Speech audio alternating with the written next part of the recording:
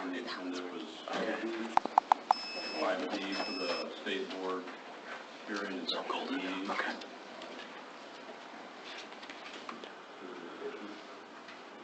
And 5J will be tabled. Again, we'll have a motion to table that when we get there. Yeah. Okay, we have public comment. The first for the MID GSA and the regular session, the first 15 minutes of the meeting are reserved for members of the public to address MID board on items resolved in the subject matter jurisdiction of the board. Speakers shall be limited to 3 minutes. Speakers will be asked to identify themselves and state the subject of the comment. If the subject is an item on the agenda, the president of the board has the option of asking the speaker to hold the comment until the item is called. The board is prohibited by law from taking any action on matters discussed that are not on the agenda. No adverse conclusion shall be drawn if the board does not respond to public comment at this time. We do ask that you go to the board, and there is a list that you sign in to help with the record. So we ask you to go to the podium, just so that everybody is heard. We don't talk over each other. Okay. So, the comment?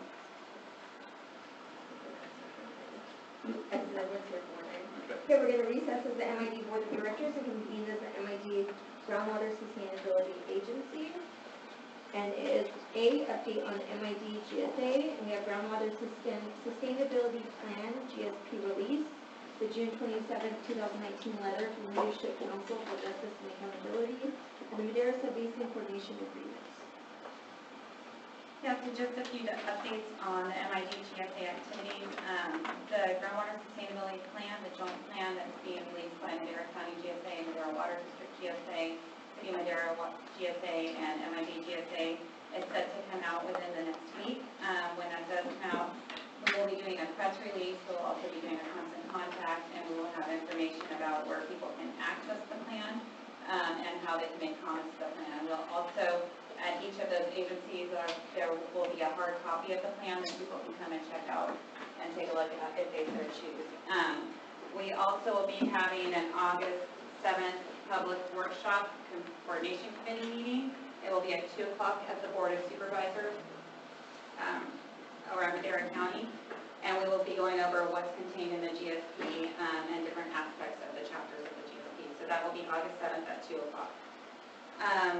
Related to that, we also have been working on the coordination agreement, as we mentioned at one of our last board meetings. Some drafts of that have been circulated, and there were a lot of comments on those drafts. Madera Water District's attorney, Melanie Aldrich, actually has taken the lead on redrafting and restructuring that agreement, and we want to thank, I think there's people here from Madera Water District, yes, Melanie for spearheading that. She's actually, it's been a really good process, and she has redrafted that and is now coordinating with the 7 agencies on getting that coordination agreement finalized and hopefully adopted before January of 2020. And then one other bullet point is on June 27th, MID received a letter from the Leadership Council for Justice and Accountability.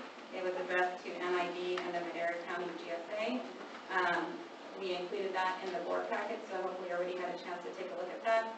I think in general, MID agrees on a lot of their points that were made, but there also needs to be some clarification on some points, and so we're looking for the board's direction to go ahead and respond in a letter to the Justice, or to the Leadership Council for Justice and Accountability.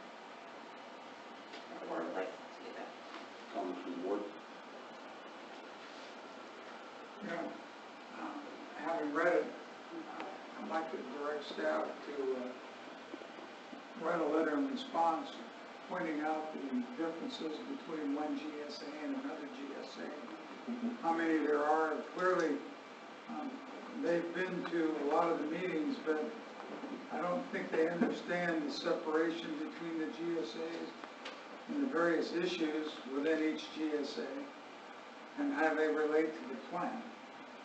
As far as any kind of scientific claim they may make or not, I don't know that we need to do anything regarding that, but we do need to explain what we've been doing here at our GSA and how all we control is our own GSA. So that's my thing. And I think, you know, lift up the part where we agree that we are covering those things in our plan.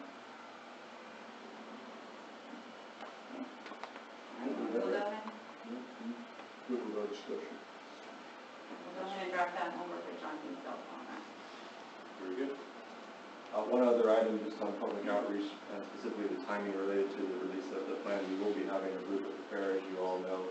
That is a direct way to meet people that don't typically attend water meetings. They're there for other reasons, and we have a lot of great conversations. We get a lot of disadvantaged community members that come by the booth there, and we have different conversations with them. We try to stop it so that we have a Spanish-speaking staff member with us there to do it most of the times if we can. So if you guys support, we can participate. I can have in the past as part of that and staff. Please talk to Andrew so we can get you signed up and get that covered. I think it's another way for us to reach out to the community, have conversations. A lot of city residents come to that event too, and we end up having a lot of good conversations, educating people who we are as an idea. Take advantage of the opportunity to reach out related to this signature. They realize there was a choice. And then also related to outreach, we're working with Madera County. They are going to do an insert in the property tax bills related to the GSP, and that will also be translated too. So that should get out to pretty much every landowner within Madera County. Good comments? Good questions? Okay. Okay, we're adjourned as the MIDGSA and reconvene as the MID Board of Directors. We have consent agenda, items 2A through 2E, approval of the June 18, 2019 board meeting minutes. 2B, approval of the June 21st, 2019 board meeting minutes. 2C, discussion possible action on approval of the warrant list payments through July 30th, 2019. 2D, discussion possible action on the monthly financial report for June. 2E, discussion possible action on adopting the rules regulating the use of recording devices at public meetings, and that's resolution number 2019-29. Move for approval of the consent agenda 2A through 2E. Second the motion. First and second. All in favor? Or questions from the public? Questions from the board? All in favor? Did you have to Roll vote? call, yes. Roll call. Director LaQuassion? Yes. Director Cousins? Yes. Director Davis? Yes. Director Jansen? Yes. Director Erickson? Yes. Alright, general, I have information items, 3A, the Finance and Human Resources Report.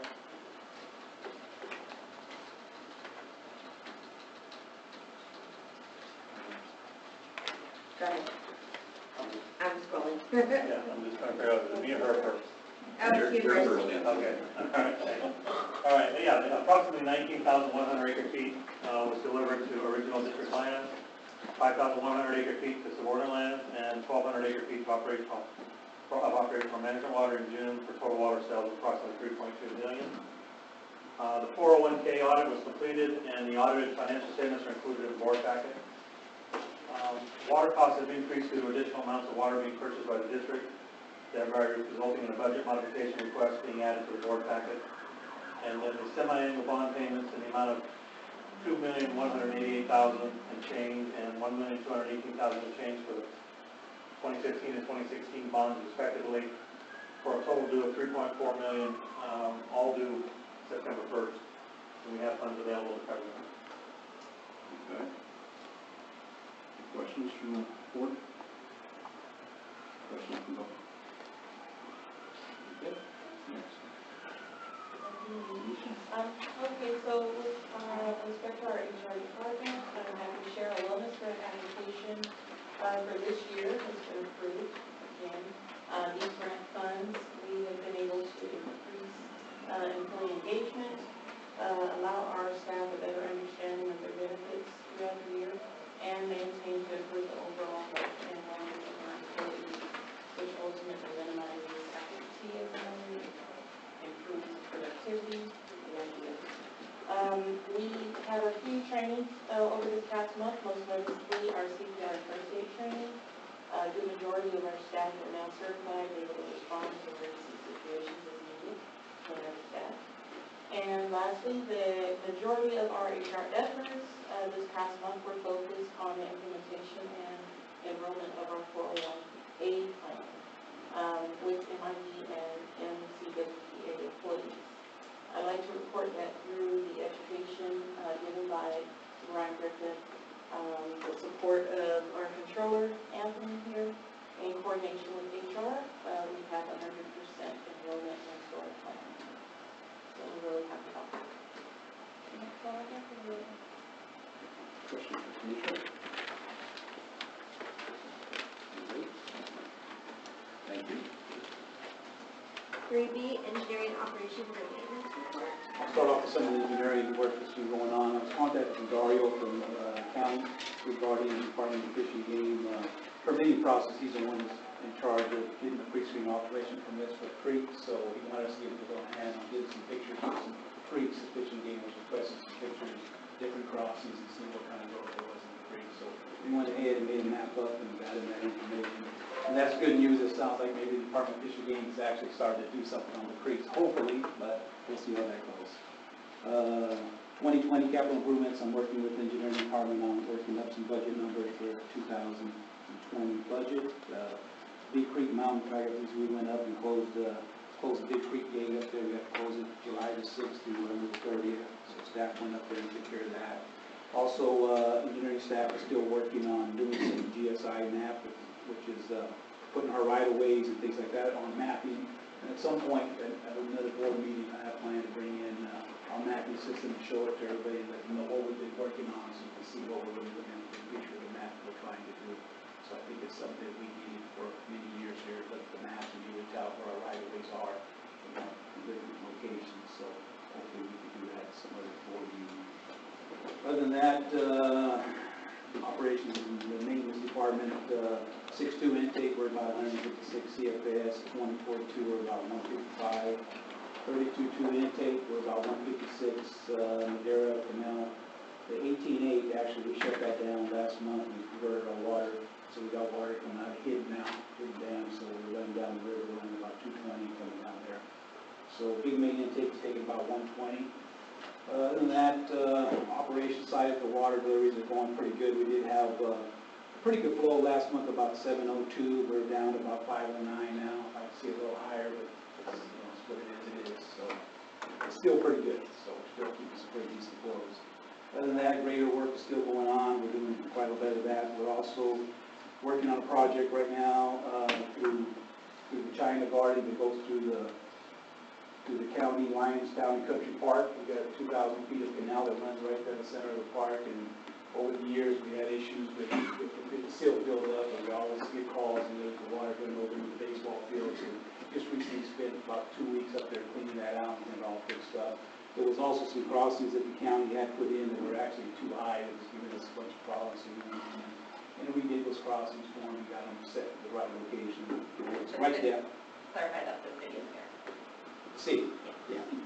So, other than that, we got some breaks that we're working on. I didn't have a break over the weekend. We're trying to get that going, get some fuel back online. Also, the Clark pipeline, we got a break on there, and also the main one, the GO. So we got those 3 systems that we're trying to get back online. That's all the systems that are shut down at this point. We want to get people running on. So hopefully we get those taken care of and get them back online probably in the next 2 weeks. Other than that, photos that I have there, you can see we did some work on the 14-0 driveway. We had a pipeline underneath the residence driveway, went in and cut out the asphalt and put the asphalt back in. Also on the main 2, we had an automatic trash screen that actually got off the chains, got off the tracks, and we had to bring in the yard and do some work to it. We had to take it in the yard, we had to actually kind of rebuild and put it back together, get the chains repaired and set it back out and installed it. So, other than that, Trash rack, and I think it's new, but it's what, 5 years old already, 6 years? yeah, what's happening there is, we have a lot of trouble with, I don't know if people are just dumping trash in that canal, but there's some pretty big pieces of trash that come down, big tree stumps, I don't know where they're coming from, but they get caught up in that trash screen, it just pretty much throws it off track and stops working. So what we're trying to do is not leave it automated. Right now we're just running it on hand every time a canal break goes up there. We run it so we can keep an eye on it and see what's coming up the valve. That way we can go ahead and get that trash off there if need be.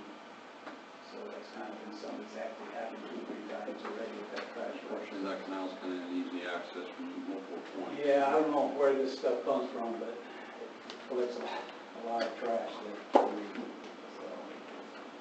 I just want to say I've heard a lot of positive feedback on the work that's going on in town and parks. So we're visible out there, and that people are happy that we're actually making that facility that has been maintenance in the last. So probably sometime next week, we'll start running some water back down the China pipeline and getting it run through the water. So far, we did a little test run this morning, it looked really nice, the water running all the way through, we can sit there and puddle up in different places, so hopefully it's a big relief. How much of an increase do you think they'll end up with? Not sure yet, we'll have to see, that's one of the reasons why we wanted to clean that out and see if we can get more water in one of our other systems to that end, so we'll take a test run on it probably sometime next week and see if we can push through that. So, that's about it. Anything else for Charles? Questions? Public? Thank you, Charles. Item 4, General Manager's Report. 4A, update of activities. We have acquisition of 047-050-004, submittal of CIP abstract to Utility Management Conference, September 17th regular board meeting, and water supply. Yeah, a couple items to update you on. We did finalize the acquisition of that parcel, so that is complete. Authorization was approved by the board a few months back. So that is complete and is now owned by the district and with the cooperation of the county there, getting that transferred over for our benefit. Another component of our recharge facility. Done. Okay. So it's good to get that one checked off. As you are aware, we are in the process of doing a review of our CIP or capital improvement program that was prepared, looking at our infrastructure, specifically our pipelines. We have a lot of pipelines, large diameter, that are at the end of their useful life in the district, and Charles and his crew are spending a lot of time repairing these. We wanted to do an analysis and prioritize our investment on replacing and upgrading those pipelines so that we're not patching them 20 times a year. And Charles is chasing leaks all year long. So it's a much needed report that is now in draft form. We're reviewing it. Through that process, the consulting firm that prepared it would like to submit that, an abstract for consideration to the Utility Management Conference, which is going to be held in February 2020. It's WEF and AWWA, or American Water Works Association, provides that conference. So they are submitting. I haven't heard if it's been accepted yet, but if it is accepted, we'll try to attend and participate in that presentation at the conference. If not, our consultants will be presenting on and highlighting the project that they completed for the district. So they're proud of their work there. If it's accepted, we get a cut on our bill. No, basically the consultants get to go to a conference. So, but we are excited to have our work highlighted at a large-scale conference that will be held down in Anaheim in February. If it makes it, Tell everybody about our lease. everyone know how much money we can spend on irrigation. And the CIP should be finalized in the next few months, and then we'll be able to push to the board at that time. Again, the goal of that was so the district understands the investments that are needed over the next 20-plus years to rehab the infrastructure that's very much reaching the end of its useful life. Prioritize that investment. September 17th board meeting will need to be canceled because it will be conflicting with another obligation for the district. We're looking to reschedule that on September 10th. So we will do that, and I think Andrew has reached out to make sure that availability is there and is scheduled. Done. Summary on the water season, as Charles mentioned, we have been basically bouncing on and off of capacities. We have had very little service interruptions for our growers as far as capacity related this year, so that's been good, and that's been just coordination of our operators timing their deliveries. We continue at nearly capacity of the system, bringing in about 1,500 acre feet a day, which is fantastic news, and we're seeing that. Getting some mixed messages on when harvest is going to kick off, but we expect that to be around the second week of August as far as when our demand starts to decrease over time, but that will hopefully make up a little bit for May when we had significant rainfall. A lot of our growers shut off, which is typically one of the larger months. So overall, this water season is looking very good. We peaked at Bryant Dam and actually surcharged the reservoir slightly. It was going over the spillway for about a day, a little bit, on July 7th, and it peaked at just over 520,000 acre feet, and it's starting to go down as we speak now. The uncontrolled season that we were in a majority of the year ended July 15th, and with the end of uncontrolled season, the residual declarations, the 100% class 1 was reduced to 95% class 1, and that's being evaluated as we speak. The class 2 declaration residual is 0%. So because so much water, we've had such a great water supply this year, there are not able to meet 100% cost one, at least with their projections as we are sitting today. So we'll be watching that carefully, but with that, we are looking to hopefully run through September into October. It'll all be based on what our demands do. Maybe longer if possible. We're continue to look for additional water supplies to secure even with the contract announcement we have today. So we've been able to participate and purchase a lot of the restoration water that's been made available to us, including partnerships with other districts that weren't able to utilize their waters and require that from them. So that's added to our overall water supply this year, which has been beneficial to increase our total quantities. And now that's one of the reasons that we have another item on the agenda today to increase our budget for paying for that water that we're consuming for the restoration program. From Thursday's meeting at Prime, when were they going to do the fly? Again,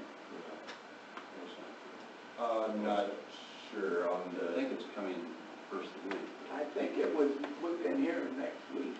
That's first of the month. I think I've seen something somewhere with I'm that. trying to remember what. So hopefully with that, you just see how much water. that may be why they are a bit conservative on their estimates, and I know that they were going to be revisiting the topic in their contractors meeting, they would be discussing it with us, so we better go for what's going on that. So we're watching that closely. And they had a big monsoon. Right. Yeah, we had some pretty good flooding events occur up in the high country from those large thunderstorms that hit last week. So that provided additional water that wasn't planned for the watershed, so that could help get us back up. But we'll see. We'll be watching. Very good. Questions or comments? Okay. Okay, new business, we are early for 5A, so I'll jump to 5B. Discussion possible action on acceptance of 401K pension plan report on audited financial statements, years ended December 31st, 2018 and 2017. Resolution number 2019-30. Okay, the audit was completed, it went really well. We got it done in a matter of hours or one of the days. The overall highlights was the fund went down by $151,000 due to withdrawals from previous employees that left employment, they took their money out. Also, there was loss on investments through the year, so the net effect was a $151,000 decrease in the fund. We're sitting at $3,007,000, little more than $3,007,000 as of December 31st. Questions for Anthony? I'll move that we approve resolution number 2019-30. First and second. Questions from the board? Questions from the public? Call the board, please. Director LaPashy? Yes. Director Kidder? Yes. Director Davis? Yes. Director Jansen? Yes. Director Erickson? Yes. 5C, discussion possible action on the 2019 budget modification for additional water purchases. Resolution number 2019-31. Okay, as I alluded to earlier, we have had quite a bit of water made available to us through the Sound Community Restoration Program, including RWA water and unreleased restoration flow waters. We have 12,800 acre feet of RWA water, URF water, different pricing ranges, but essentially about 48,000 acre feet, plus our uncontrolled season water. Those waters were not part of our original expense budget for the district, so we're looking to do a budget modification to include those costs. There was a slight decrease in our rates this year for our class 1 and class 2 water, but our increase in costs are related to a significant increase in water made available to us related to these different programs. We expect that these increased costs will be covered by additional revenues that are offset by the additional water sold. Move for resolution 2019-31. Absolutely second. Sure you've got enough? That's the question I got. We're still looking for more. Okay, we have, Happy to come back to the board if we need to hear more. we have a first and second. Questions from the board? Questions from the public? Call the board, please. Director LaPashy? Yes. Director Kidder? Yes. Director Davis? Yes. Director Jansen? Yes. Director Erickson? Yes.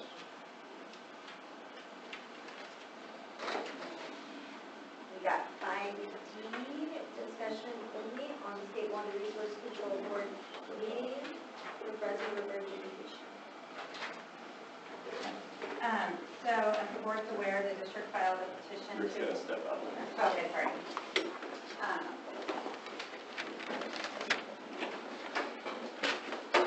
Petition to adjudicate the President River back in October.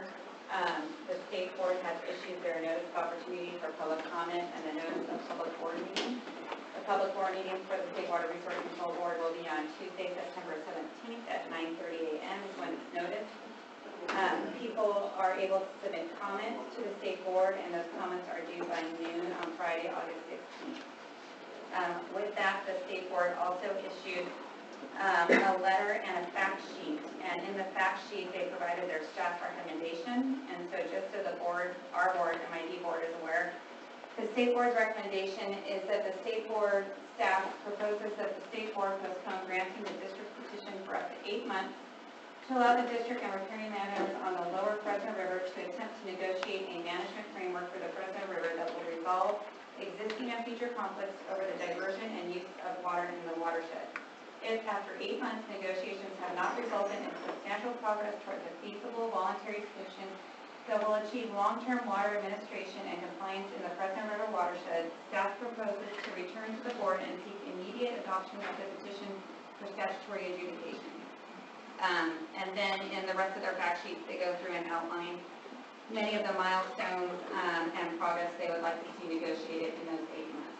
So we just wanted to make the MID board aware and the public aware that this process is going on and that the dates for both the noticing for the public meeting and the public comments have been published. So if there's any comments or questions, we can go ahead and hear those now. If people would like further information, it's available on the Water Board website.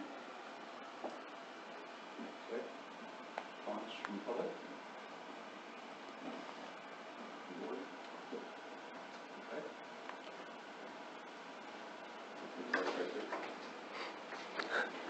Evaporate.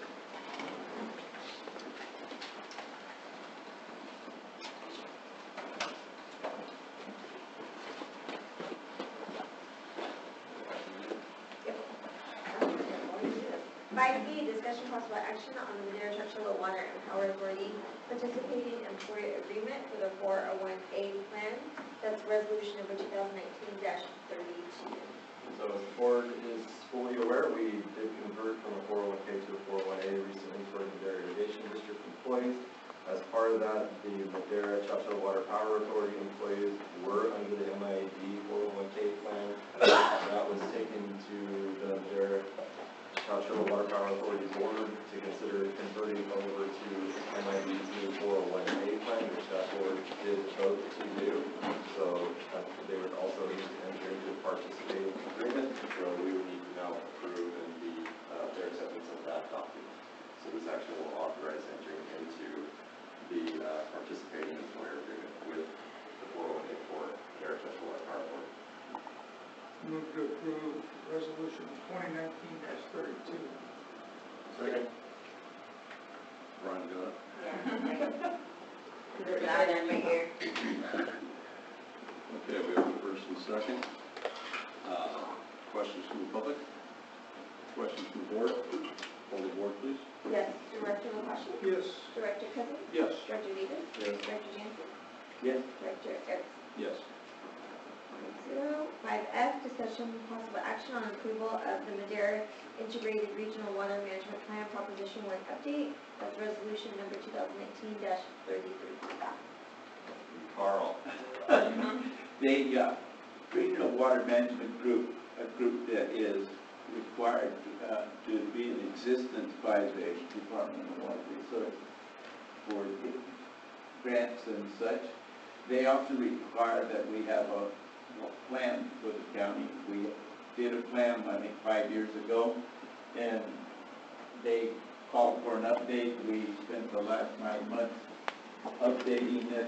It has now been accepted by the state board, and we need to accept it here as part of the 10 members of the Regional Water Management Group. And I so move. Okay. So second? Second. Second by Ray. I just gotta get through it, it's pretty long. No. I just gotta get through it, it's pretty long. Carl, you gotta drag out your I presentation. know. Questions from the board? Questions from the public? Almost there. Okay, And we pull board, please. yes, Director LaQuasha? Yes. Director Kevin? Yes. Director Davis? Yes. Director Jansen? Yes. Director Smith? Yes. And John, you can step up.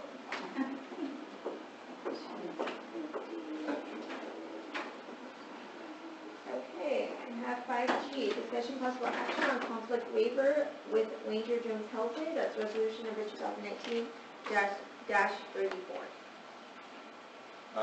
Item here related to a conflict on John's firm. The firm has recently been asked to represent Rosemary Sweaty, who is owner of some property that isn't related to a legal item with MID. So with that, we have the need to enter into a conflict waiver so that John can continue to represent the district and his firm, other counsel within his firm to represent Ms. Sweaty. So the details of the potential conflict are laid out in the letter from the firm to the board and are in the packet. If you have any questions on that, I can answer them. Yeah, that's a good point. Our understanding is the firm has already reached out to Ms. Sweaty and they are comfortable moving forward with this conflict waiver. Okay. I'm looking for a I move to approve resolution 2019-34. first, or a second. Second. Second by Carl. Questions from the public? Questions from the board? Pull the board, please. Director LaQuasha? Yes. Director Kevin? Yes. Director Davis? Yes. Director Jansen? Yes. Director Harrison? Yes. 5H, we have discussion. Yeah. Oh, yeah, Carl has to leave. You guys? Gotta be ready. Hold on. Okay. Okay, 5H, discussion possible action on authorization for general manager to enter into Madera Water District Detachment Agreement. That's resolution number 2019-35.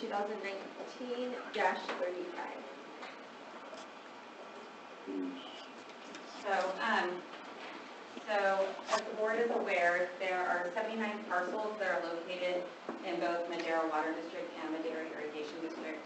We have been meeting with Madera Water District now for approximately a year, working through this process. And so these two documents, 5H and 5I, are the product of those meetings and the discussions that we've had.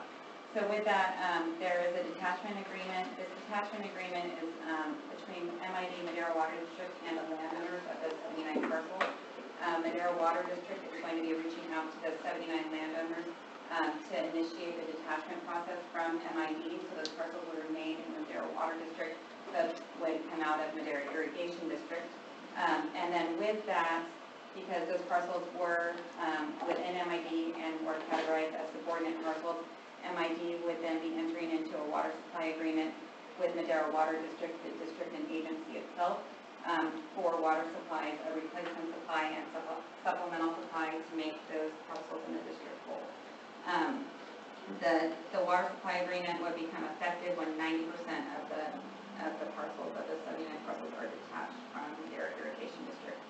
So it's still a process. They obviously have to get agreement from the 79 landowners and signatures of those, and then we need to do through the legislative process with that, and we also need to do our due diligence related to other approvals, including the Bureau of Reclamation. But we are moving forward with these. Again, we've met with Madera Water District for close to a year now to go through all of this and develop these agreements. I know Phil Jansen's here from Madera Water District if you'd like to speak to Madera Water District's perspective on this, but I think we've had a good working relationship on a solution to this overlapping issue. It's been good meeting. Made some progress. Come to a resolution. Very good. You know, especially when you're dealing with something as contentious and Convoluted. That's Yeah. a good word. Yeah. as it can be, so I thought we worked together very well. Okay. Move to approve resolution 2019-35. Second, First and second. Questions from the public? Questions from the board? Poll the board, please. Yes. Director LaPassion? Yes. Director Cousins? Yes. Director Davis? Yes. Director Jansen? Director Erickson? Yes.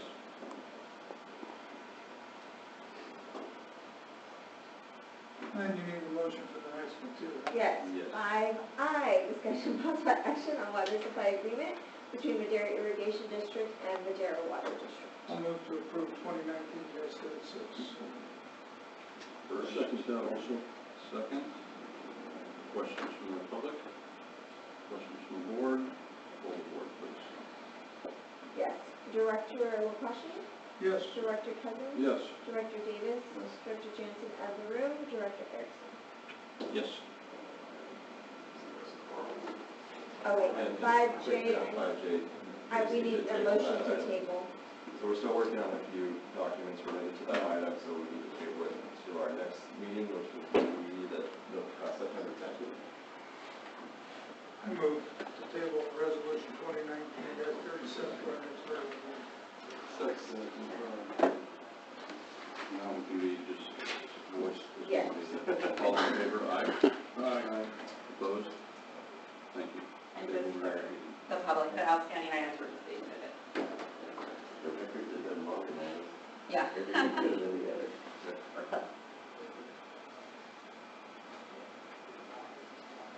Okay, we need to get Carl and then we need to get set up for 5A. That worked out pretty good. Yeah.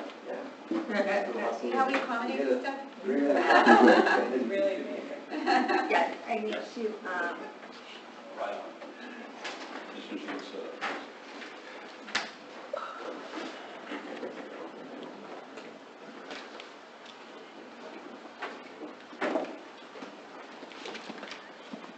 Yeah, just a quick little introduction for Stephanie here. I'll miss Stephanie with the county here. But there's been a long, I guess, partnership with Madera County and MID related to some of our local channels and levees. So this is something that's been a long time in the making, and the county's done a lot of effort to get this going recently under Stephanie's leadership.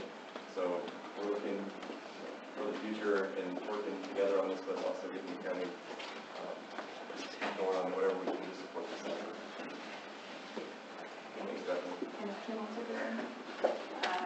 Scott and I are. Okay, great. I'll introduce her. So I'm Stephanie Magnuson. I'm here on behalf of Madera County, and I'm with Dario Dominguez, Kim Floyd, who is a PR consultant who specializes in flood assessments, and Scott Brown, who is an engineer who specializes in flood assessments.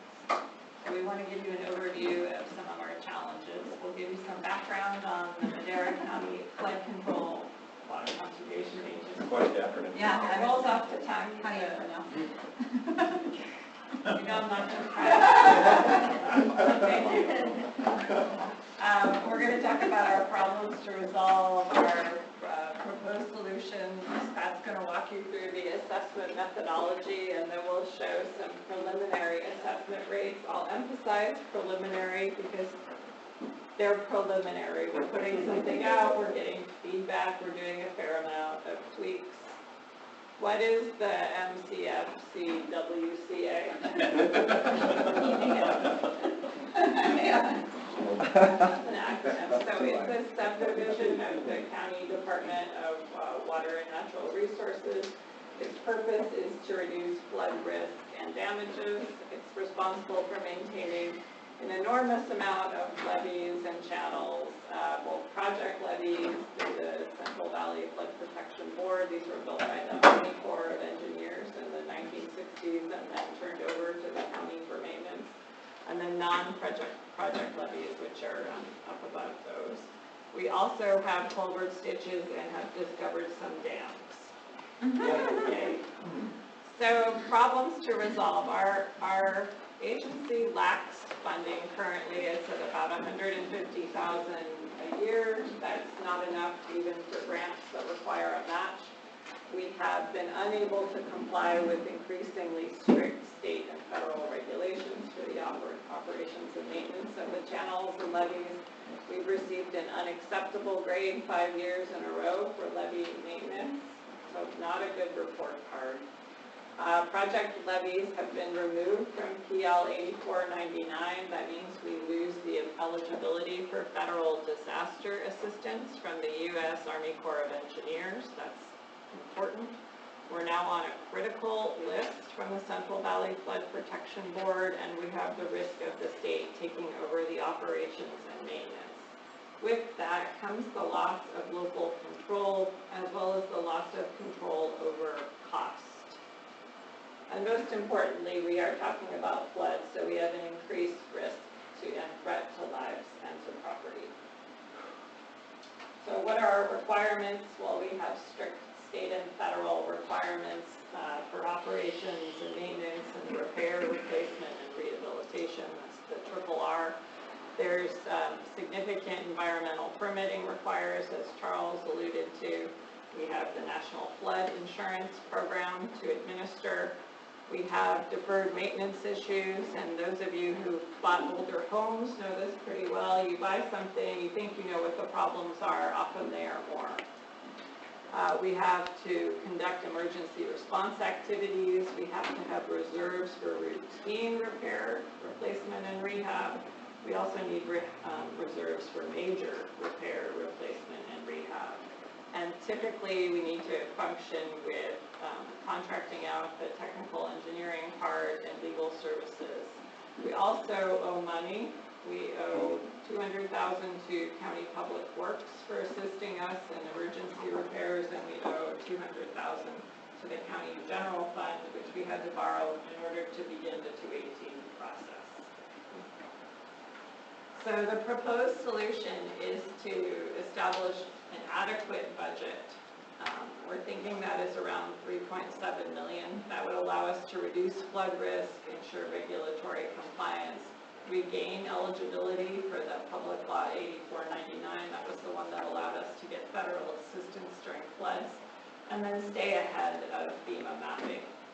It would mean imposing an annual assessment of all properties that benefit from district services and benefit from either levee maintenance, keeping water away from properties, or channel maintenance, conveyance of runoff from properties.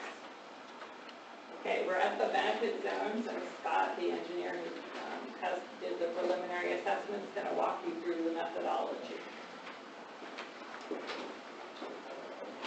All right, good afternoon, everyone. Wanted to start here just and reiterate these assessments are not easy. It's not a cookie cutter approach. Every agency or district is different, and so this is our first pass through with an approach we've used in other agencies in the lower San Joaquin Basin and in the Sacramento Basin. Our first attempt at this, when we look at a 218 assessment, is identifying the services we're providing. Stephanie described that. It's levee maintenance, channel maintenance, and then identifying the special benefit, legal term, what properties receive in terms of special benefit. So we started by looking at the county as a whole, because it is a county-wide agency, and identifying zones of special benefit that could be generally described. Not general benefits, but special benefits that we're trying to broad brush the general description of those. Zone 1 to the far west, that's west of the Chowchilla bypass, that area is protected by levees that the, I'm going to mess up that acronym, so I'm just going to say the county is not maintaining. That's the Southern San Joaquin Levee District, and it's Regina's district there.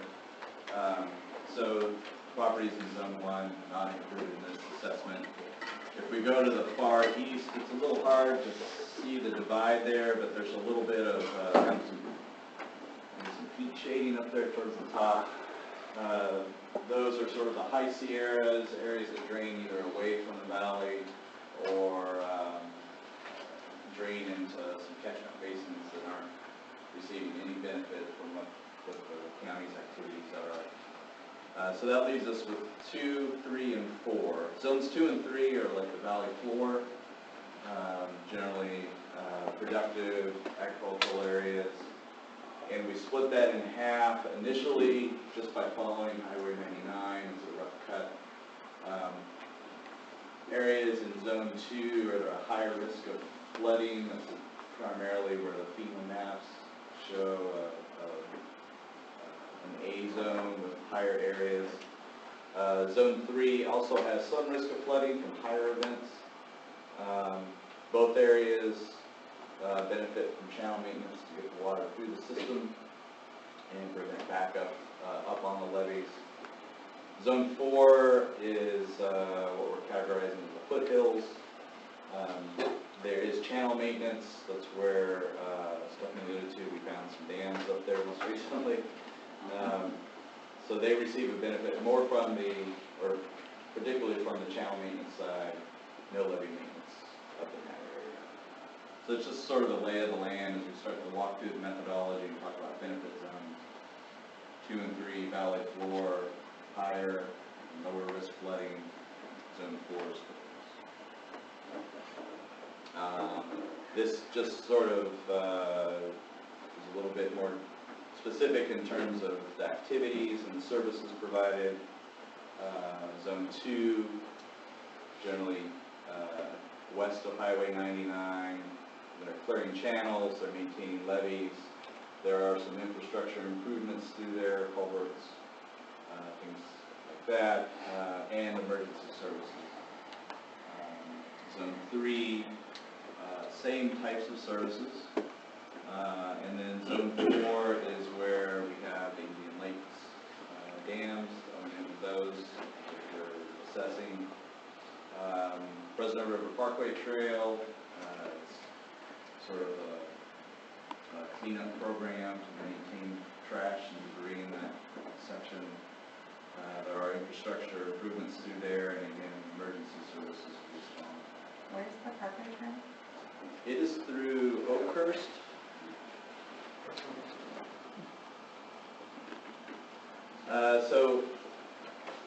Sort of a high-level approach to assessing for the benefit. We looked at different factors of how to apportion benefit to each individual parcel.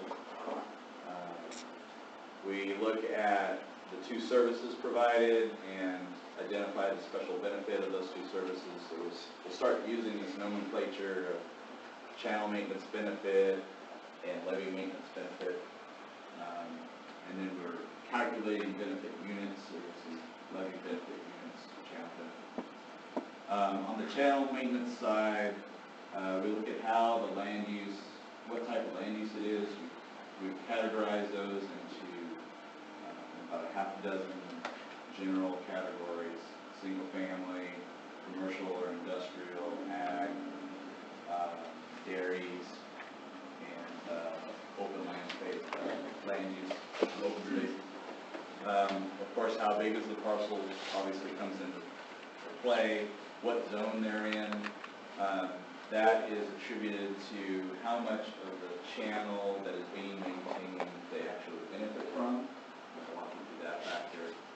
And then the relative runoff factor is how much water is your land or that particular parcel contributing to the system that impacts the maintenance that needs to be done. On the levee benefit side, same land use categories, and based on those categories and the parcel size, we have a benefit zone factor where they are for those various flood risks. And then the damage factor takes into account what, if that property were to flood, what are the damages expected? Are there structures on that property? Are there crops on that property? Is it just an open space that has some residual or horizontal infrastructure? And this is interactive, so feel free to ask. Okay.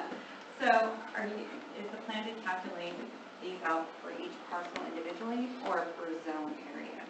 It's individually, and I have a few slides that will walk through that. Along that, I want to, so you have multiple zones, and you said like 6 classifications, which may or may not have one of each, at least in each zone. And so you're anticipating basing fees based on what zone and what classification you're in, is that what you're That's anticipating? correct. The land use, what you're doing with your property, what it is, how big it is, where you are, and the factors that are associated with it. Is the location based solely on your zone, or is it also in proximity to these different channels? Strictly on zone. So, go ahead. Does impact play a part in one of those zones? The impact of your project? The impact of the property on the system, How you're using your property, the impact that has. that, the classification leads to an application of factors that are associated with that type of land use. So on the channel side, channel maintenance side, properties with higher impervious landscape, they contribute more water to the system that impacts the amount of maintenance that has to be done. So those with more impervious will receive a higher benefit, therefore a higher assessment for that aspect. So theoretically, so there were 5 zones, were there? There are 3 zones, there's 5 zones, and 3 of those are included. So 5 zones, only 3 you consider impacted, and so let's say you have 6 classifications in each one, so you could have, starting out, as many as 18 different rates for either channel benefit or levy benefit. Correct, so there are 3 zones, and within each zone, there will be a different rate for each land use category. So yeah, so So you could that's end up, 18 different ones in each, for each. Is that, and it could be for levy benefit and channel benefit, so you have 2, so that's 36 different rates. so the land and the channel are combined into one special benefit, a total benefit from it. Sounds simple enough to me. Unfortunately, with, right, You should keep going. Yeah. okay. There's You don't want to sit around and talk to this until 8? No. I'll continue at the bar. So these are the land use types we're talking about. Ag, we did not differentiate by the type of crop in this first cut. We do have assessments that we've done before where we've differentiated between permanent and annual crops. This first cut we did not. We have dairies, and typically the first half acre is considered somewhat commercial, industrial, for the barn, milking facilities, and the rest is ag. You have single family residential, those are, there's a quarter acre sort of threshold where a typical single family falls with under. If you have a large lot, like a rural residence, we're not penalizing you for having a large property.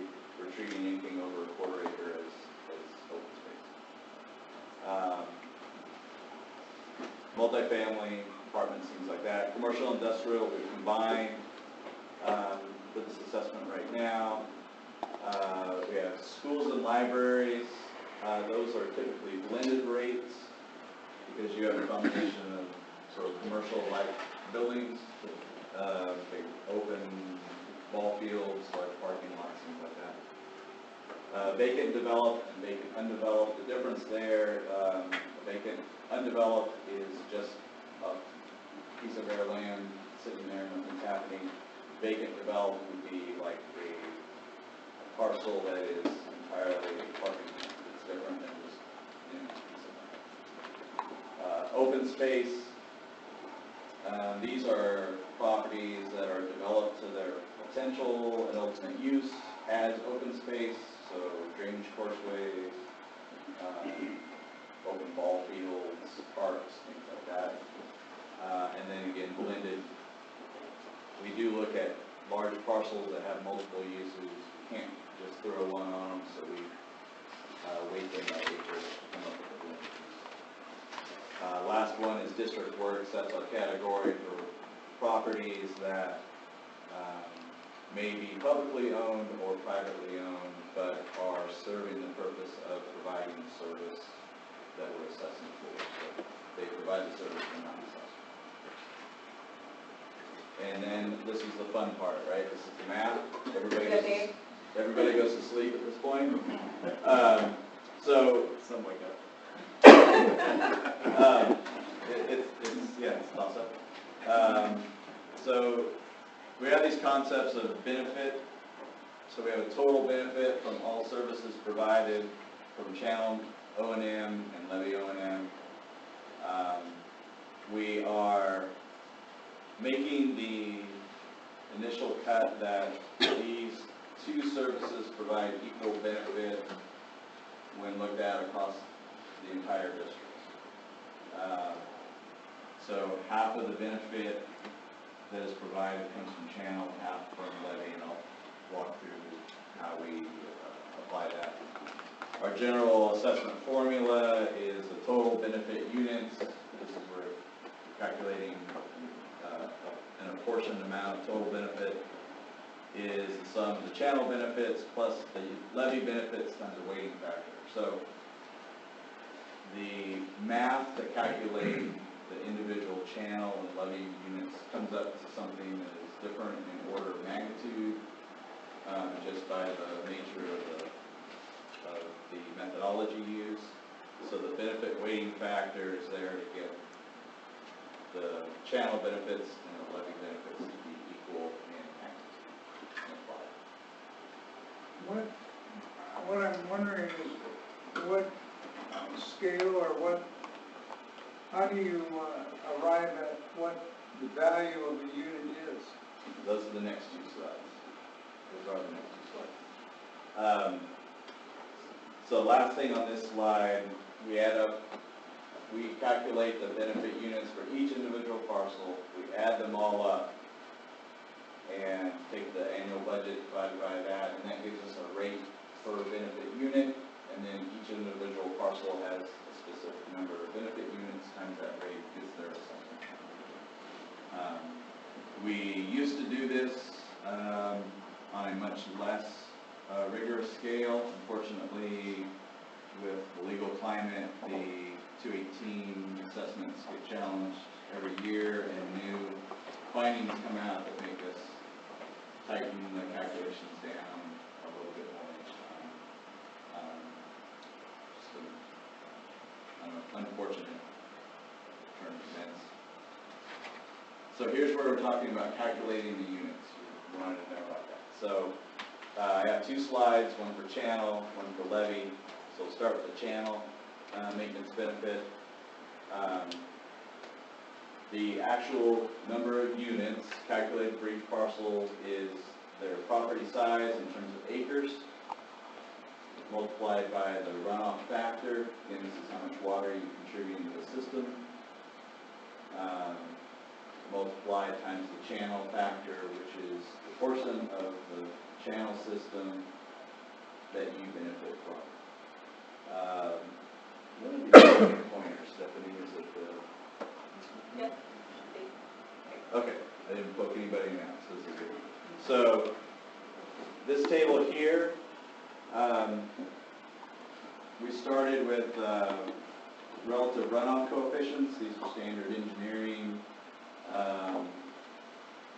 coefficients used for generating quantities of runoff off of any piece of land. For each land use, a coefficient is applied, and then they're normalized to single family. And we normalize them so that the units don't become too infinitesimally small and we have to carry multiple digits out there. I'm sorry, I gotta ask another question. I apologize. No, this is good. So that chart assumes that every one of those types of people used to create runoff that run into the waterway. Yes. What happens when the waterway is higher than the adjacent piece of property? And what we're worried about is the waterway running off onto you. So this is why there's two services, two benefits. So the part about the water being too high and running off is captured in the levee maintenance benefit. All right, so you're not assuming then that every multifamily residential will run off into the waterway? In our first cut, we're assuming that every property's runoff, to a certain degree, and there's some caveats on that I can get to, but every property, the runoff hits the system. There are some considerations for parcels that have retention or don't drain into the system. Those are handled on an individual basis, but in general, the approach is that water moves off the property into the system. The channel maintenance factor is this table over here. But it's just going back to that. We got two things here that I realize are facing each other and assuming different things. Over here in Sigma, we're assuming that every drop of water that falls on our ag land, we're going to count as water that for beneficial use. And over here, you're telling me, no, it's running off. That's a note we should take into consideration. I think what we, Right now, it's running off. No, it's not. Well, we're trying to fix the existing problem. I'll bet you my sand pocket never's had any water run off of it. Well, first of all, don't misunderstand. I applaud everything you're doing. All right? I'm just trying to, in actual fact, there's a lot of these waterways where there's nothing, because there's other rules and regulations about runoff and other issues other than this. And so there's a lot of places where you just talk to the East San Joaquin Water Quality Control Board, they'll tell you, we're not supposed to be running off into anything, number one. But having said that, there's a lot of parcels, like Carl says, that we don't, the water, it doesn't rain and run off into the waterway. And so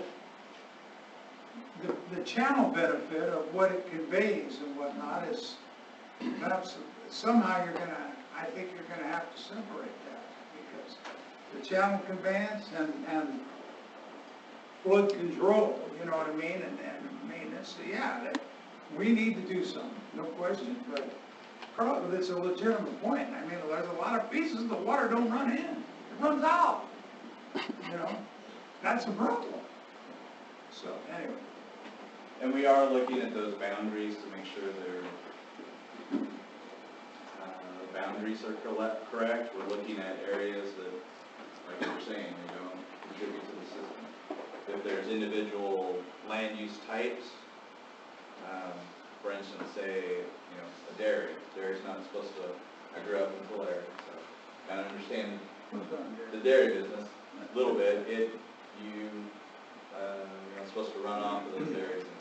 So we can look at what those factors are, make some changes.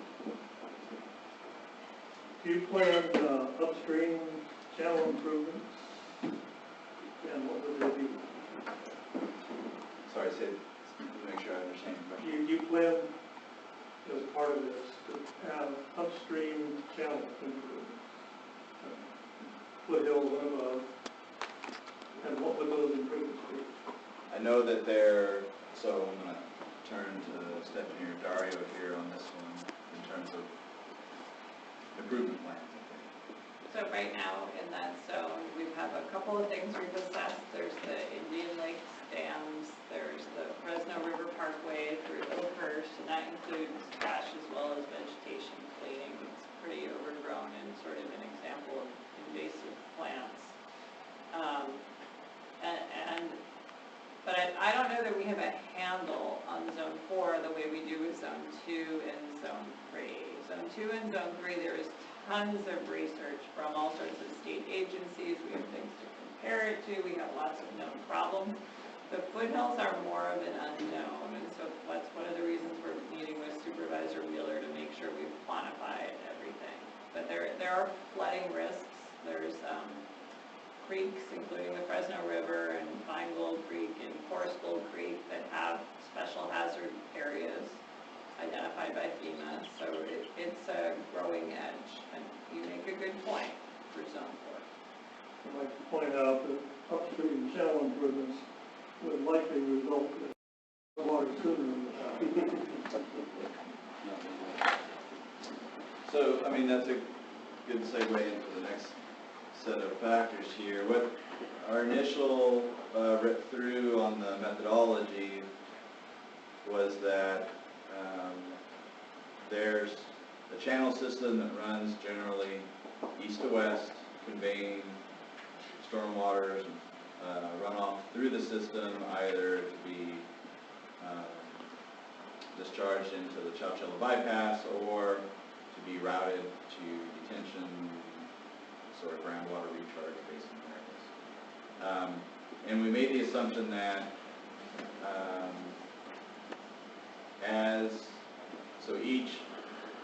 in each zone, so this is where the zones come in. Each zone there is a category of that channel. So in Zone 2, we said those are major, they're levied, those are your larger systems. As you move into Zone 3, they're unlevied, non-levied, but they're still substantial. As you get into the foothills, they're moderate, maybe roadside ditches or smaller channels. We roughly measure just the length of miles across the zone as a factor to use. We haven't tried to look at which parcel is flowing into which drainage course and made individual measurements there yet. We're trying to keep the administration of this assessment as straightforward as possible, but yet be fair and proportionate appropriately. We have assigned maintenance factors, relative maintenance factors to each of these types. And I'm sorry if you're looking at this one at the back over here. Levees, with the levees, it's channel maintenance is a little more difficult, limited access, and it decreases as you move to an unlevied system or moderate channel. And then lastly, we looked at the combination of the factored length, which is just the length times the factor, and accumulated that length as you go through. So this assumes that a property in the foothills benefits from the entire system from the foothills down to the Chowchilla bypass. We have received, I think, some feedback on that there is a disconnect here, that maintenance in the valley does not impact the foothills. So that's one of the things we're looking at. So again, we normalized this factor channel length to Zone 2. So Zone 2 has a factor of 1. It gets increasingly higher the way the methodology is now as you go upstream, because there's more channel that needs to be maintained to drain those. That's channel maintenance. So that's channel maintenance benefit unit calc. How am I doing that? Good. I'm trying to rush through, but be slow enough that I don't just sound like the teacher. So I understand again, so in the 3 zones, every parcel in all 3 zones are treated equally, correct? Depending on what category they are? what category they Not are, merely how close they are to a waterway. not how close they are to a waterway. But we flip over to the levee maintenance side. Here, we're using a sort of a modified flood damage analysis based on the Army Corps of Engineers approach, where you have a parcel that is flooded, there's damage to structures based on depth damage curves. We have tried in this approach to normalize across land use types and not be specific to structure size. So a parcel or a assessment of this magnitude, identifying specific structure sizes varies across each parcel, and trying to smooth that out a little bit so you don't have one neighbor paying more than the neighbor next to them because they have 500 square feet more or less. So we're trying to treat these similar across the land use types. We come up with a land damage rate. That calculation is not shown here. It is in our report. That's basically a rate of relative damage between parcel or between land use categories to sort of horizontal infrastructure. Single family residential, there's landscaping, there's utilities that they benefit from that would be damaged and flooded out, sewer systems, things like that. And we add that along to it a structure rate damage where we come up with an average square footage of land use type applied to depth damage curves. So this is where you can see our order of magnitude is starting to get quite different. And so we're coming up with a total damage by adding those two together. The land damage for ag includes assumed damage to crops based on looking at different crop rate production loss. So you prepared a crop and you lose that crop. Again, we're normalizing that factor to single families. The flood frequency factor takes into account the zone and where you're located. Again, zone 2, sort of a 100-year risk of flooding. For the initial cut, we assumed east of Highway 99 up to the foothills that it's about a 200-year event to flood folks out. We're still trooping that number out, but it ultimately results in half of the benefit east of 99 right now. We're going to work on that boundary a little bit. So twice the benefit in the FEMA flood area. So these benefit units that we calculate for each parcel are sort of meaningless in and of themselves, but that's done specifically to distinguish between benefit and cost or budget. So the big things that have come up in the courts is you can't apportion by cost, you can't apportion based on budgets for the services, you have to budget off, you have to apportion on special benefits. So we create these fictitious benefit units to highlight the fact that we're not apportioning. Does this assume that all improvements are equally exempt, or is there some kind of a weight for proximity to streams? We do not have a proximity to stream factor. I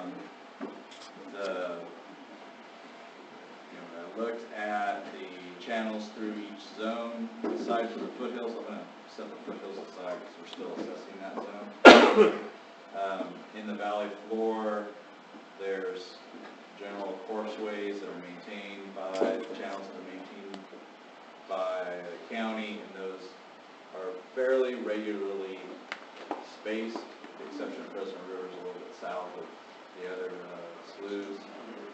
So there's no factor to say, well, I'm half a mile from the Fresno River versus someone that is only 200 feet. I didn't notice anywhere in the report that you use total county assessments on improvements or values of improvements. Did Correct. you? We did not. So 218 law also states that we're to assess on benefit, not assessed values. So you're not allowed to assess you have two properties. One is, say, a mansion. One is a 40s home, right? You're not allowed to say, well, this person that's it's a big house, the assessed value can't go into that. It's more of an ad valorem tax, and that's not allowed to be used in that. How do you know the threat if you don't know the value? So the value we use is a replacement value based on the Army Corps of Engineers approach in their economic studies. So by land use category type, there's a replacement value. So for residential, I think it's $120 a square foot that accounts for damage. But later on, you have a rating. And yet to say, you haven't taken measure of this county assessment evaluation. That's wrong. Of improvement. Correct. So, So the rate is based on the benefit, not on the assessor's value. how do you know benefit if you haven't measured what's going to be given? So again, we're using these benefit units to calculate the benefit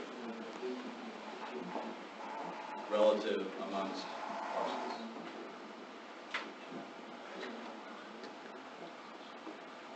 So any last questions here? This is a lot to take in the first time. Here's some example rates. 100-acre ag parcel. It's about $4 for an ag parcel. Is the way it's playing out right now. For an ag parcel or an acre? For an ag acre. Per acre. Per acre. What's considered ag? Exactly range that. Right now, You've got a different benefits It's in zone 4. right, so you can see it's zone, It's actually higher in zone 4. Have you looked and at this it's one? higher in zone 4 because that is where the fact that we counted for the channel maintenance of the valley floor impacting and providing benefit, that's the feedback that we got, that's it's not a real benefit, so we're looking at revising that to reduce the benefit received in zone 4. Yeah, but that's where all the runoff's coming from. Yes. Right. That's true. But unfortunately, that's not where the benefit received is. That would then increase the rates though of some. Right, I mean, it's like holding a balloon, so you squish in one area and something else pushes out in another, and it's a balance act to apportion them fairly. Go to another one here. I will just say quickly some thresholds on large parcels. Once we get to very large parcels, we start discounting the benefit received from channel maintenance if we're calculating on runoff. Those parcels tend to attenuate naturally. I think it's around 200 or 300 acres. You start to say, well, just because you're over 200, you're not really contributing anymore at that point. That's a threshold that is discussable, is that a word? I mean, it's something that we want to discuss and talk about, if we want to understand. So the plan would then be to put this up for 218. Ultimately, that is the plan, and before then is where Kim has the bulk of her work in meeting with Boy, stakeholders. you got a job. and getting I hear you. feedback to say, does this make sense? Because if it doesn't make sense, people aren't gonna go forward, and we're just wasting our time, and we don't. Yeah, to be honest, I think the message that these were preliminary and that it was a work in process got lost in the discussion, and so we're trying to get out in front of it now to let people know this is the time to give us input and, gut check this. So when you add these all up, just crunching your numbers, using these what ifs, how much money is that per annum? 3.7 million. That comes up to 3.7, as it takes that to get to 3.7. On an annual basis. To generate the 3.7 million for the agency. And if I might jump in, I think, we have a lot of work to do, as you said, we have our work cut out for us, but it's also very critical for this community that we come to some sort of consensus and agreement, because there's not an option not to pay anything. As Stephanie mentioned when she led off the presentation, the Flood Control Agency is on a critical watch list for the state for not having met state and federal regulations over a 5-year period specifically, but for longer than that, obviously. And with that, you run the risk of the state coming in and forming a state maintenance area. So you will pay something. In that case, you lose local control because the state sets the budget, turns that budget amount over to the county, and the county has to assess the properties. There's no vote associated with that. And because the state is not allowed to develop a reserve, that amount varies from year to year, so you have no real control over the costs. So, for instance, if you have a major levee repair that needs to be done, there is no option to pull from a reserve. They fix it, they charge it to the agency, which then goes to the county, which then goes to property owners. So, 10 years ago, it might not have been a real risk that the state would come in and do that, but with state and federal regulations becoming increasingly strict and the desire for the state to free itself from the liability associated with levee failures and large-scale floods, you can be rest assured that it would happen in this case. We're not arguing with something. Right. Let's face it, because our program up for the last 10 years has been, let me see, nothing. Right. Well, Yeah. it's been designed like this because of fish and wildlife. Yeah. All of us here, Carl and I lived on some of those creeks, him longer than I, but I saw when those were maintained There were no for a fraction. Throw a dozer in there, clean it out, boom, it's done. Right, and there were no problems. Right. But you want to create a problem, send it to Fish and Wildlife Service. So, if you get this 3.7 million, and the Fish and Game doesn't let you go in there and do what has to be done to keep them clean, you take a caterpillar and go in there and you push it up on each side, the whole length from 99 out. So what are you going to spend the 3.7 million on if Fish and Game don't let you spend it? I believe there's a pretty hefty chunk of that budget is, in the first few years, is to get a stream bed alteration agreement in place for Fish and Game to set the guidelines for making that. And they're not gonna let you do that whole reach all at once. They're gonna say you can only do some. Well, we You did can't serve the purpose, or we can't did it every serve- third year. I think the other issue is deferred maintenance on the levees, bringing those up to standard. That's going to be a hefty lift. And building your reserve, a reasonable reserve that will allow you to be competitive for state funds that are there for operations and maintenance and also for repair and rehabilitation. Oh, we're not saying 3.7 is too much or not enough, and we're not saying anything. Say, yeah. I just asked the question, if you use these numbers in those zones, does that come up to 3.7 per annum? That's all I asked. Yeah. And I get it, the problem is, Clay made a point, and it's correct. The problem is, when you start cleaning something, you start cleaning at the top. The guy at the bottom's gonna catch it worse. Maybe you start in the middle, go both ways. But, I don't know, you're right, I mean, we have done nothing. 150,000 a year is a joke. And now we're playing catch-up, and it's just like anything else, the state's coming in. Which, So, I can't believe that every county in the state isn't in the same boat. Well, you're kind of, you're a little bit late to the game on that front. So, I personally have worked on 10 of these in the last 9 years. Really? Throughout the Central Valley, throughout the Sac Valley. So every community that's protected by levees is dealing with this on some level or another. Some don't have channel maintenance, some do. We're working on one for the greater portion of San Joaquin County right now as well. So, but those are in addition to funding they already have. This one is a bigger project because you don't have any funding. So it's a, you know, Where's their funding coming from? well, they already have assessments in place, and they're doing incremental increases to pay for meeting those state and state and federal regulations that are increasing. Some communities are doing capital for levee improvement programs. I was speaking with Clay earlier and talking about Sutter Butte Flood Control Agency, which is all of Sutter County and the southern portion of Butte County. They did a 44-mile levee repair program. Their assessments are extraordinary compared to these.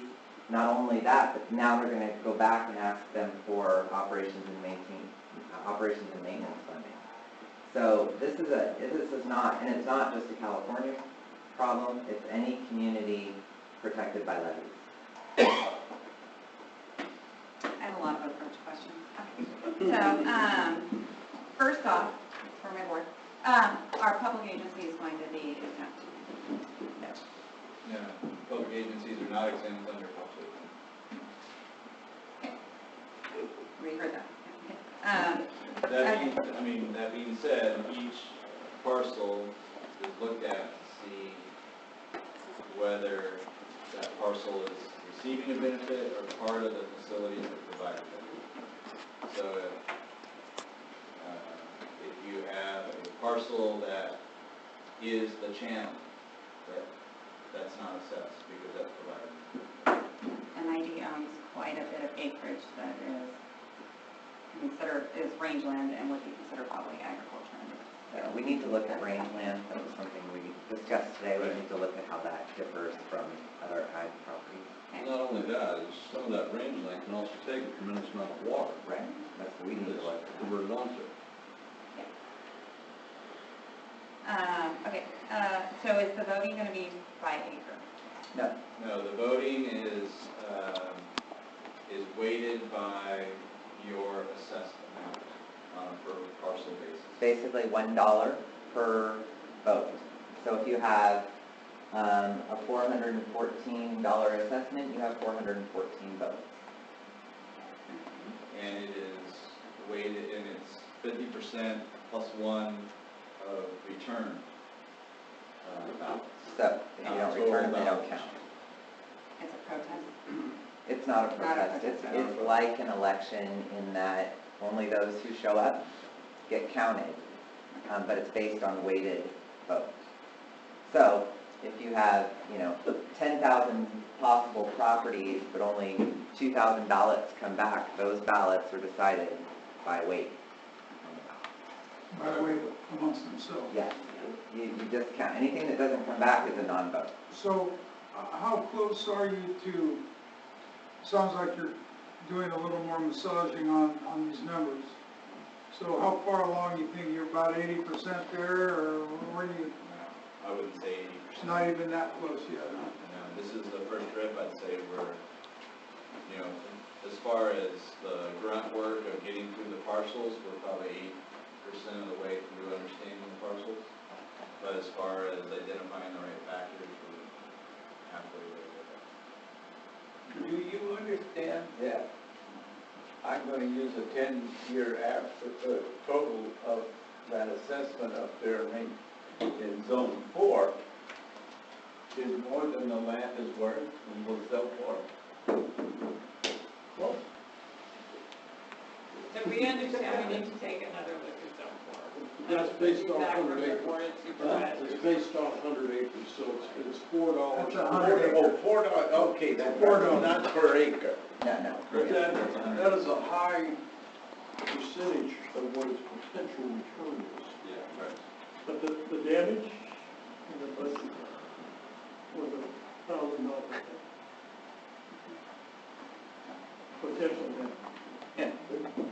Kim, you said you've worked on these, but what other rural counties in the San Joaquin Valley have you worked on? So Sutter and Butte, Wheatland, help me out here, Scott. So Anything you're, south of Sacramento? you're talking about San Joaquin. So the lowest we've moved is San Joaquin County. I've done a couple in the Delta.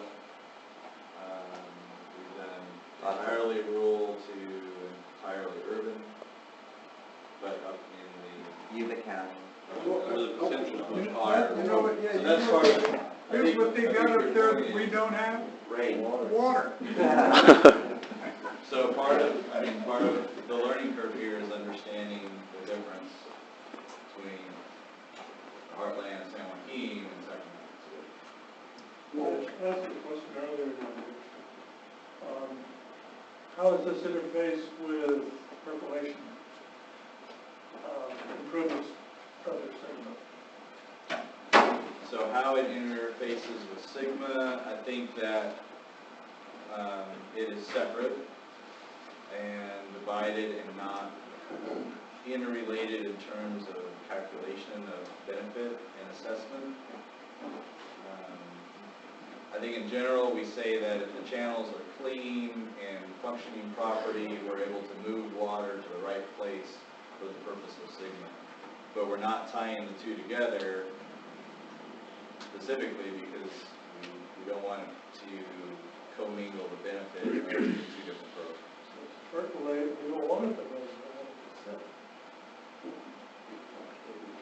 That may be a factor that comes into how we're treating the runoff.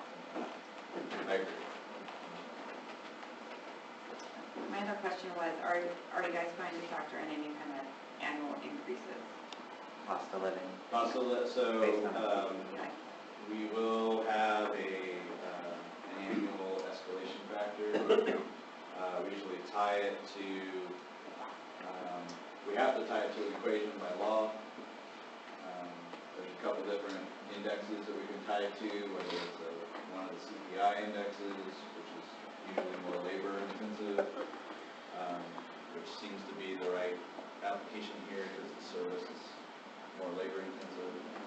You can also tie it to a materials type index if it's more material. But it's not automatic. We'll have to be voted on every year based on a budget. So, again, this is an annual budgeting process, and at some point you figure you're going to be caught up. And then the district, once we have that reasonable level of reserves, the district has the opportunity, or has the ability not to increase the assessments or to decrease them, which people always question that, but it's done. Where you've built up enough budget or reasonable reserve that you're able to meet all the needs and you're not having to assess at that more impactful level. We also put a cap on it typically so it doesn't swing wildly.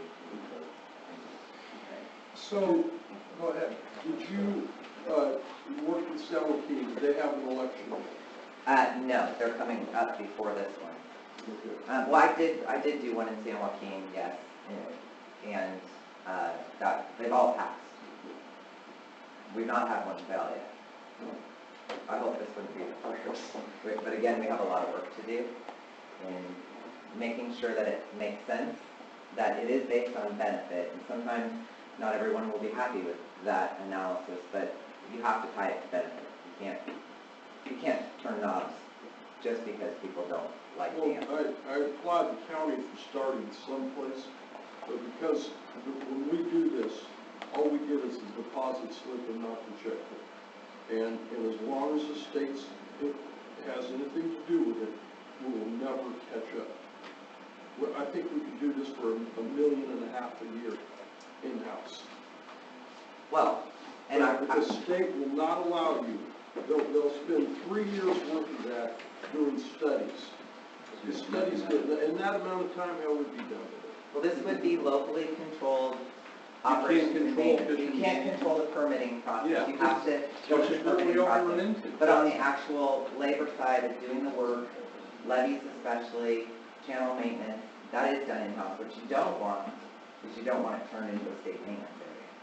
Well, it's true, but the state still controls what you can do. And you said they're not going to let you do the whole thing, so Next time you get a bypass, just do part of the job and see how that works for you. Funny hard. I just don't trust anything that the state has control of. That's why we're in the predicament we're in now.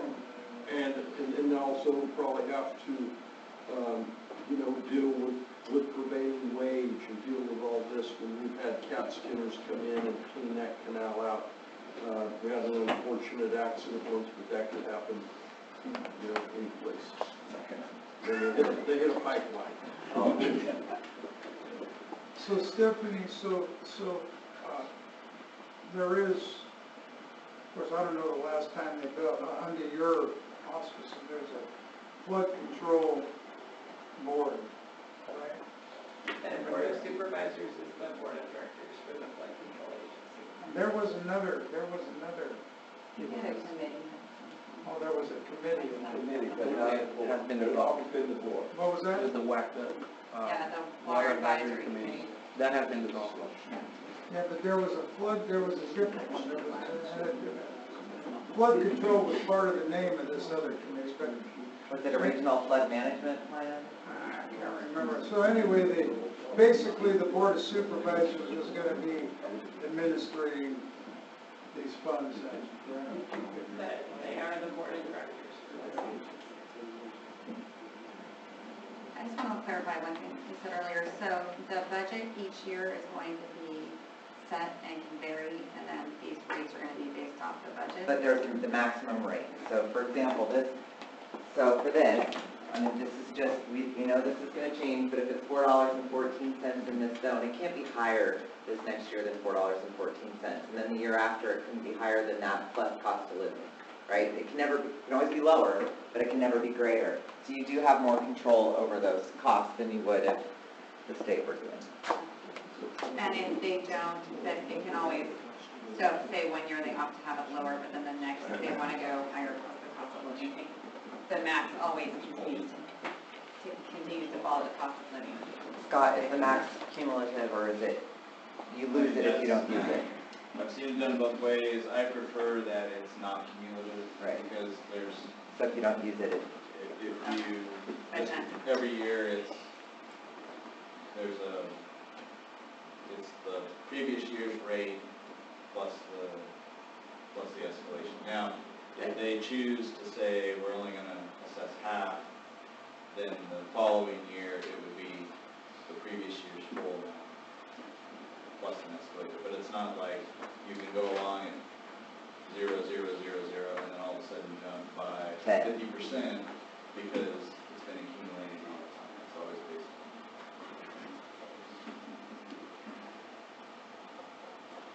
on. Other questions? What's the timing? We are,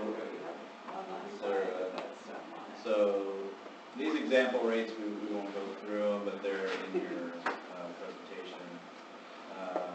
So we're looking at refining the methodology, of course. Public outreach is the big next step. That will happen over the next month or two, I would assume. Maybe three. And then trying to look at about this fall, early winter, I think is what we're targeting, November timeframe. Yeah. October, November. Plan on having a special election? So it's a by mail election, so a ballot will be sent to all property owners. And Parcel? well, if you have more than one parcel, we'll try to combine, 10 parcels on a ballot, for example, to save on cost. But it'll be by person. And on the parcel, just to give you an overview of that, on your parcel, it will have your parcel number, the site address, so the location, the proposed assessment. It'll give you a total proposed assessment at the bottom. You'll have a ballot question, yes or no. We will have on the county website an assessment calculator. It's not really a calculator, it's just your ability to go in and put in your parcel number, and it will show you all the factors that we are assigning to your parcel. So for example, if Rick calls me and says, hey, Tim, my parcel's not 15 acres, it's 10, we can make those adjustments. So we'll have information on the website, we'll have a hotline will come to me, I'll be able to answer questions or get your questions answered. Community presentations, we'll want to be out everywhere talking to everyone. It's pretty intensive. Well, for what it's worth, Board knows it's needed. But I think a lot of the attitude of some people is that I've never been flooded. Right. I'm not next to a creek. I don't care if there's water running down it or not. And that's what you're gonna have to contend with. And so, like I say, Lord knows it's needed. It's been needed.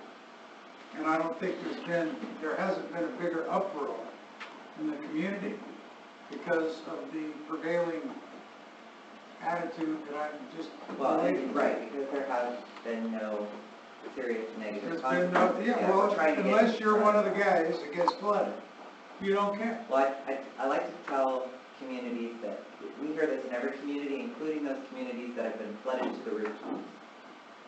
Because we have short memories and we all do a risk analysis, right? We do the same one you're talking about. We say, it's going to cost me less, I'm just going to take my chances.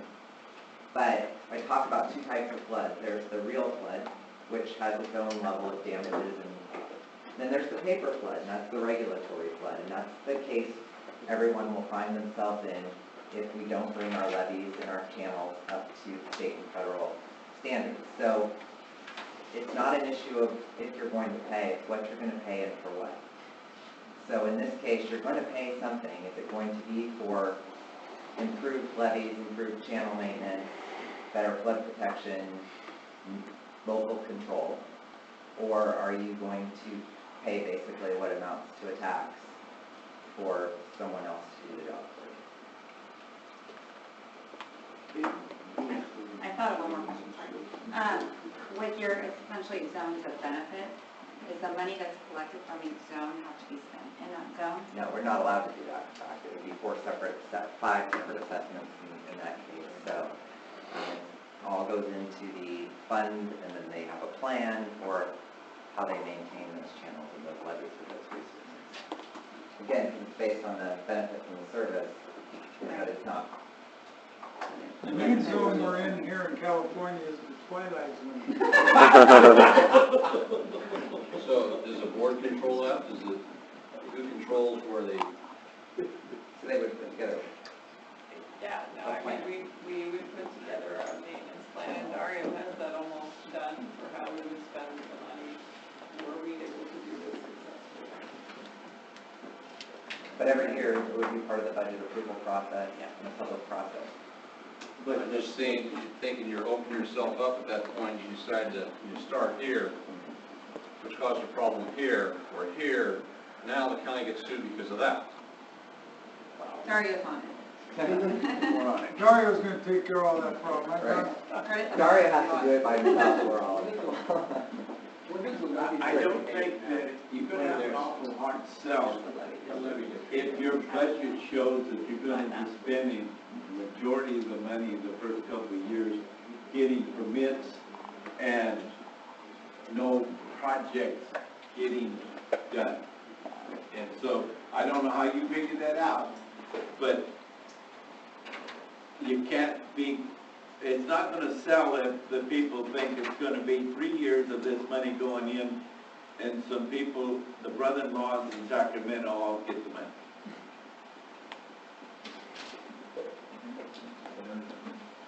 Other questions? Public?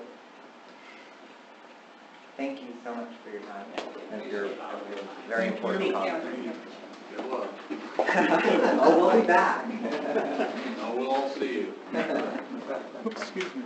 I'm sorry. Thank you. Okay. Moving on to direction. Brian, can you get the first? Oh.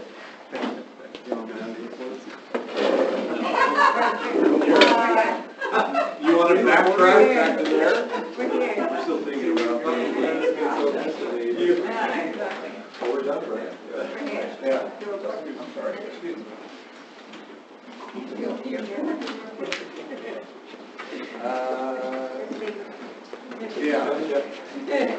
Well, I just want to say, I'm looking forward to the harvest here. I've been talking to a few of the canal operators, and the feedback sounds like a lot of guys are starting to slow down a little bit. It's kind of nice to hear that in terms of the canal guys getting their feet underneath them, and maybe they can calm down a little bit. I know the ones I've talked to, they're running down this way, and they're closing this up, and they got more than they thought, and they got over here, and this person's upset because it's flooding out their field, and water's flowing over boxes. But I think that they're working pretty hard trying to get everything done. I still see probably some surprises when I see a leak here and it's just popping up. I'm still surprised, but I just know that's because we're running at capacity and we're putting a lot of stress on the system. So other than that, looking forward to harvest.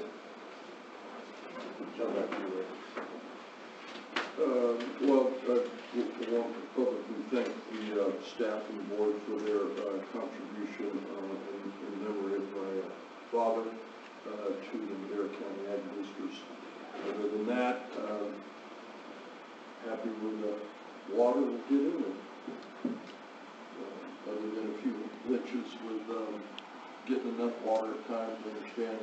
I'm thankful everybody's using water so that we're getting through this time.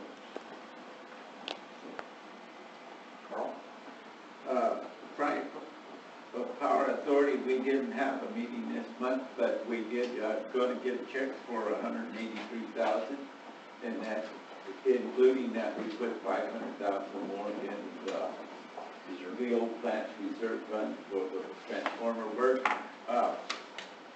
In June, we did $1.8 million, and in July we did $2.4 million in generation. Yeah. That's probably going to be the most that we have ever done. And so, the new plant, everything has been taken care of except our work with the engineer closing out that account. Getting close. And we're getting close. I did step in for Jim at my Water Authority meeting last week, and people seem to be playing in the sand real good together.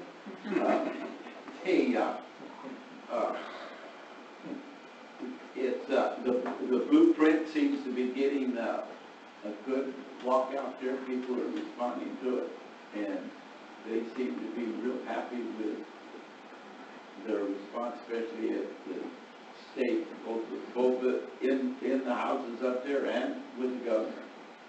And he's still doing a lot of work there.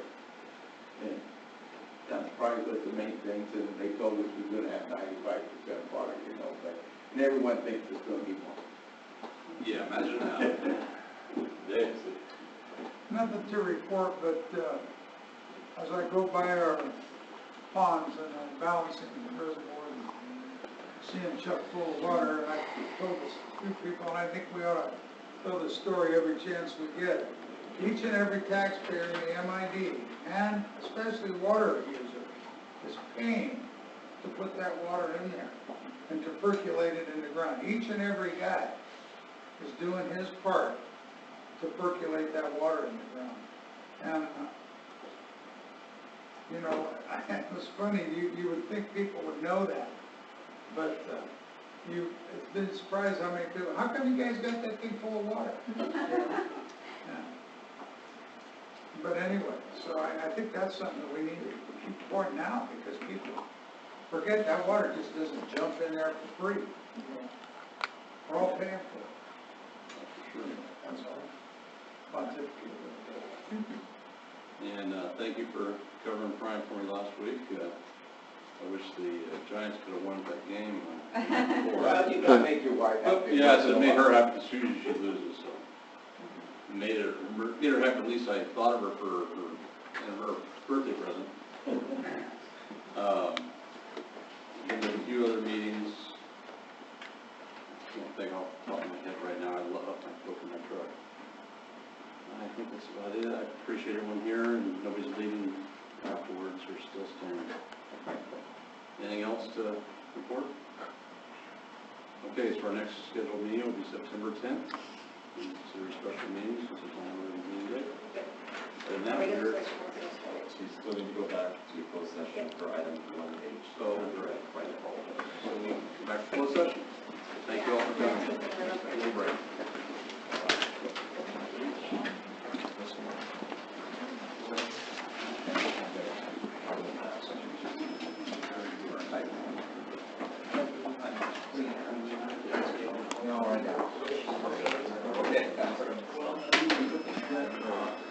Oh, okay. Sorry, can I meet you? You tried.